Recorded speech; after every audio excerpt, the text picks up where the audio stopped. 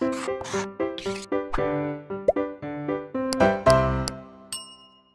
Everyone, मैं सुरभि गुप्ता हमारे YouTube channel blueprint digital में आपका स्वागत करती हूँ। बच्चों, हम पढ़ रहे हैं class 9 biology chapter natural resources, प्राकृतिक संपदा। क्लियर? जिसमें हमने अपनी प्रीवियस वीडियो में पढ़े हैं प्राकृतिक संपदा क्या होती है और कितने प्रकार की होती है। उसी में हमने एक देखा था कि जीव मंडल क्या, एक ऐसा स्थान जहाँ पर जीव रह सकता है, ठीक है, वो होता है जीव मंडल। और वो 3 मंडलों से मिलकर बना होता है। किससे? जल मंडल, वायुमंडल और स्थल मंडल। तो हमने देखा कि जब ये 3 मंडल मिल जाते हैं और जीवों को रहने के लिए एक प्रॉपर आवास देते हैं, उनको एक जो संभावनाएं होती है उनके जीवन में के लिए जो आवश्यक होती है उनको वो सब कुछ देते हैं, तो वो बनता है जीव मंडल। ठीक है, तो जीव मंडल के जो 3 घटक हैं, जल मंडल, वायुमंडल और स्थल मंडल, जिसमें से हमने एक मंडल जल मंडल आज हम अपनी इस वीडियो में देखेंगे और एक मंडल वायुमंडल वो हम अपनी प्रीवियस वीडियो में कंप्लीट कर चुके हैं। तो बच्चों, अब हम देखते हैं जीव मंडल। ठीक है, तो जीव मंडल में पाए जो जीव मंडल का प्रमुख घटक जल मंडल। ठीक है, तो ये जल मंडल क्या होता है? तो बच्चों, जल मंडल का मतलब है जो पृथ्वी के ऊपर एरिया या पृथ्वी के ऊपर जितना भी जल पाया जाता है वो सब मिलकर, चाहे वो जल झील के रूप में हो, चाहे समुद्र के रूप में हो, चाहे नमी के रूप में हो धरती की, वो सब मिलके क्या बनता है? जलमंडल बनता है। ठीक है, तो अभी हम देखते हैं कि जल होता क्या है, क्या है वाटर, ये किस काम में आता है या ये क्यों होता है। तो बच्चों देखिए, जल जो होता है ये जीवन की सबसे प्रमुख नीड है। क्यों? क्योंकि जो कोशिका होती हैं, देखिए जब जीवन बनता है, जीवन के लिए क्या होता है, जो शरीर बनता है, कोई भी रचना है जब वो बनती है तो उसकी जो मौलिक इकाई होती है वो होती है कोशिका। और कोशिका के अंदर पाए जाने वाला या कोशिका जितना वेट होता है उसका 70 से 80% क्या होता है, उसके अंदर वाटर होता है। आपको पता है मनुष्य का जितना शरीर का वजन होता है, जितना भी भार होता है, उसका 70% भाग क्या होता है? वाटर होता है। तो अब हमें ये इस बात से इतना तो समझ आया कि जीवन के लिए जल कितना उपयोगी है। ठीक है, तो देखते हैं जल की उपयोगिताएं क्या क्या होती है। सबसे पहले हमने कहा कि कोशिका के 70 से लेकर 80% तक का भाग क्या है? ये जल है। ऐसे ही मनुष्य के शरीर का 70% भाग क्या होता है? जल होता है। 70% भार, जितना उसका टोटल वेट है उसका 70%। ठीक है, और जल क्या काम करता है? जल जितनी भी कोशिका है उस कोशिका के अंदर पाए जाने वाले बहुत सारे अनेक पदार्थ होते हैं, उन पदार्थों का कोशिका विलयन बनाता है। ठीक है, या कोलाइड बनाने का काम करता है। उसके साथ साथ जल जो फोटोसिंथेसिस होती है, प्रकाश संश्लेषण की क्रिया पौधों में होती है, उसके लिए भी बहुत अति आवश्यक क्रियाकारी होता है, बहुत आवश्यक है। ठीक है, और जब ये जल जो एक श्वसन में बनने वाला उत्पाद भी होता है। ठीक है, उसके साथ साथ आप सभी को पता होगा कि जल जो होता है वाटर, वो यूनिवर्सल सॉल्वेंट है। सबसे बड़ा सॉल्वेंट जो है जल, ऐसा सॉल्वेंट है जो सब कुछ को घोलने का कार्य करता है। ठीक है, तो ये होता है जल जो बहुत ज़्यादा प्रभावशाली विलायक है। उसके साथ साथ जितने मनुष्य होते हैं, मनुष्य के जो शरीर में जो भी पदार्थ एक स्थान से दूसरी जगह जा रहे हैं, ठीक है, जो भी पदार्थ परिवहन करते हैं या संचरण करते हैं, वो सब किसकी मदद से होता है? वो सब होता है वाटर की हेल्प से। ठीक है, वाटर में घुल के ही वो पूरे बॉडी में परिवहन करते हैं। और उसके साथ साथ वाटर का होता है कि वाटर कोई भी 2 सरल अणु जब जल के एक अणु के साथ आपस में जुड़ते हैं तो क्या बनाते हैं? जब वो आपस में जुड़ जाते हैं, जब 2 सरल अणु क्या जल का एक अणु लेते हैं तो वो आपस में जुड़ जाते हैं। ऐसे ही जब 2 बड़े जल का अणु होता है वो एक अणु त्याग देता है। देखिए, जब 2 छोटे सरल अणु आपस में जुड़ते हैं तो जल का एक अणु बना लेते हैं, ठीक। और जब जल का अणु होता है, जो जल का बड़ा अणु है वो टूट जाता है तो वो एक अणु को त्याग देता है और छोटे अणुओं में छोटे छोटे अणु बना लेता है। तो ये होता है हमारा जल, ठीक है। ऐसे ही हमारे जल बहुत सारे कार्य उसमें होते हैं। जैसे ये सिर्फ जल, हम ऐसा ही नहीं है कि हम ये सोचें कि हमारा सिर्फ पानी पीना है, जल का उपयोगिता सिर्फ पीने के लिए होती है या नहाने के लिए होती है, नहीं। जीवन की जितनी भी क्रियाएं होती हैं सब में जल होता है, जल उपयोगी है, क्योंकि जीवन के लिए सबसे महत्वपूर्ण होता है श्वसन करना, सांस लेना, और जब ये रेस्पिरेशन होता है तो इसमें भी जो उत्पाद होता है जल वो भी होता है, ठीक है। तो ये हो गया हमारा। अब ये जल मंडल जो पृथ्वी पर है वो कितना है, तो बच्चों देखिए हमारे धरती पे पाए जाने वाला 100% वाटर, जितना भी टोटल जल मंडल है उसका 97% भाग जो होता है वो किस में चला गया, 97% भाग ये चला जाता है खारा पानी कहते हैं समुद्रों में, ठीक है। तो 97% पानी कैसा है, खारा पानी है। तो ये हमारे यूज में नहीं आना है कोशिकाओं के, ठीक है। तो ये हो गया 97% पानी पीने के लिए नहीं होता है, ये हो गया खारा पानी। अब बचता है कितना, 3%, ठीक। 97 में से कितना बचा, 3%। और 3% के बचे हुए में से भी जो 3% बचता है उसका भी लगभग 77.2% पार्ट जो होता है वो चला जाता है ग्लेशियर में। जितने भी ग्लेशियर होते हैं, वो जो पॉल्स होते हैं, ध्रुव होते हैं अर्थ के, उनमें ग्लेशियर हैं। जो जमी हुई बर्फ़ है उसमें हमारा 77.2% चला गया, ठीक है। उसके बाद बचता है लगभग, तो उस जो बचा हुआ है उसी में 22.4% है जो अंडरग्राउंड है, ठीक है, ग्राउंड वाटर कहते हैं। और उसके साथ जो कुछ बचता है उसमें सभी झीलें, नदियाँ, ठीक है, जितने भी पौंड, झील, नदी, ये सब आ जाती है उसी के अंदर। तो ये सब आ जाता है पीने योग्य पानी जो बचता है, ठीक है। तो इसीलिए कहते हैं धरती पे 0.1% वाटर होता है जो पीने के योग्य होता है, ठीक है। तो ये कहिए टोटल पानी का, टोटल वाटर का 1% पानी जो होता है वो कैसा होता है, पीने योग्य होता है। क्लियर। तो ये हमारा हुआ जल मंडल, या ये कहिए जल, ठीक है। अब आता है कि जब ये कंपोजिशन जो है, जो जल है उसमें क्या होता है, अगर थोड़ा सा भी जल में परिवर्तन हो जाता है तो बच्चों जिस तरह से वायु जो नेचुरल है, जो नेचर ने हमें जिस तरह से बना के दी है, अगर उसमें कोई भी परिवर्तन होता है तो उसको कहते हैं जल प्रदूषण, वायु प्रदूषण। ऐसे ही जल में अगर किसी तरह का कोई प्रदूषण होता है तो वो कहते हैं जल प्रदूषण। तो बच्चों अब हमारा टॉपिक है जल प्रदूषण। तो जल प्रदूषण क्या है, जैसा हमने बताया कि जल के कुछ अपने अपने गुण होते हैं, ठीक है, जो उन जिन गुणों के कारण वो कार्य करता है, सही है।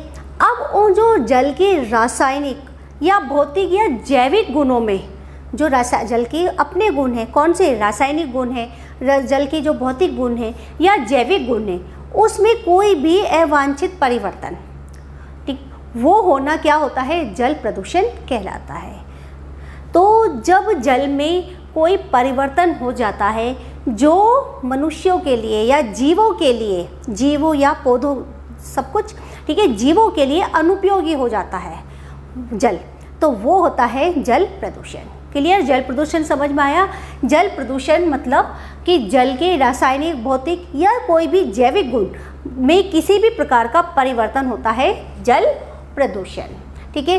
अब ये जल प्रदूषण जो होता है ये कैसे होता है, या इसको जो प्रभावित करते हैं, या जल प्रदूषण के जो कारक होते हैं जिसके कारण ये होता है वो क्या क्या होते हैं। तो बच्चों जैसे मैंने अभी बताया कि जल के अपने गुण होते हैं, भौतिक गुण हैं कि वो ठंडा है, गर्म है, ये सब क्या होते हैं, फिजिकल कैरेक्टर है उसके, ठीक है। तो जो फिजिकल कैरेक्टरिस्टिक्स हैं वो, या उसके जो रासायनिक गुण हैं या जैविक गुण हैं, उनको प्रभावित करते हैं कौन से कारक, भौतिक कारक, रासायनिक कारक या जैविक कारक। तो जो जल के भौतिक गुणों को परिवर्तित करे वो होते हैं भौतिक कारक। अब भौतिक कारक कैसे होते हैं, भौतिक कारक ऐसे समझिए आप कि जितनी बहुत सारी ऐसी ऐसी फैक्ट्रीज हैं जहाँ पर उस फैक्ट्री में जो वर्क हो रहा है तो वहाँ उसको शीतल या उनके औजार जो होते हैं उन उपकरणों को शीतलता देने के लिए, उनमें काम जो हो रहा है उसमें ठंडक देने के लिए बहुत सारा वाटर यूज किया जाता है। और जब वो पानी निकलता है तो वो बहुत तेज़ टेम्परेचर का होता है, यानी कि बहुत गर्म होता है। और वो गर्म पानी जो केमिकल घुलकर आ रहा है, केमिकल उसमें निकल कर आ रहा है, फैक्ट्रियों से निकल कर आ रहा है, वो गर्म पानी वो डायरेक्ट नदियों में छोड़ दिया जाता है, जिससे नदी के पानी का टेम्परेचर एकदम तेज़ हो जाता है। अब जो जीव जंतु उस नदी के पानी में रह रहे हैं तो वो उस पानी को एकदम वो नहीं कर पाते और उन पर बहुत ज़्यादा प्रभावित करते हैं। ऐसे ही जैसे डैम होते हैं तो डैम में पानी रोका जाता है, ठीक है। अब जो वो पानी बहुत दिन तक रुका हुआ है तो वो बहुत ठंडा हो जाता है, या ये कहिए डैम की जो जितनी गहराई होती है उनमें जो रुका हुआ पानी होता है वो बहुत ठंडा होता है। और जब वो डैम का पानी नदियों में छोड़ा जाता है तो वो बहुत ठंडा पानी जो नदी का नॉर्मल टेम्परेचर का पानी होता है उससे बहुत ठंडा होता है। और जहाँ उस नॉर्मल टेम्परेचर में जितने जीव जंतु रह रहे हैं, जब उन्हें वो एकदम ठंडा पानी उनके पास पहुँचता है तो वो उससे एकदम बहुत ज़्यादा प्रभावित हो जाते हैं या अपने आप को उसके अनुकूल नहीं कर पाते, जिससे काफ़ी जीव जंतुओं की मृत्यु हो जाती है या उनके लिए ये उपयुक्त नहीं रहता, ठीक है। तो हमें समझ में आया कि जो भौतिक प्रदूषक हैं वो क्या हैं। तो भौतिक प्रदूषक हैं जितने भी उद्योग हैं वो औद्योगिक हैं, उन उद्योगों में बहुत सारी शीतलता प्रदान करने के लिए जो वाटर यूज होता है, जल यूज होता है, जब वो गर्म हो जाता है तो उसे नदियों में छोड़ दिया जाता है, ठीक है। तो वो गर्म पानी नदी के पानी को टेम्परेचर परिवर्तन कर देता है, उसका भौतिक गुण को परिवर्तित करते हैं। ऐसे ही डैम का, तो ये हो गए भौतिक प्रदूषक। अब सेकंड आता है रासायनिक प्रदूषक। अभी हम औद्योगिक क्षेत्र उद्योगों की बात कर रहे हैं। तो जितने भी इंडस्ट्री होती हैं उन इंडस्ट्रीज में जिनमें केमिकल यूज होता है वो सब भी क्या होता है, वो भी जल प्रदूषण का कारण बनते हैं, ठीक है।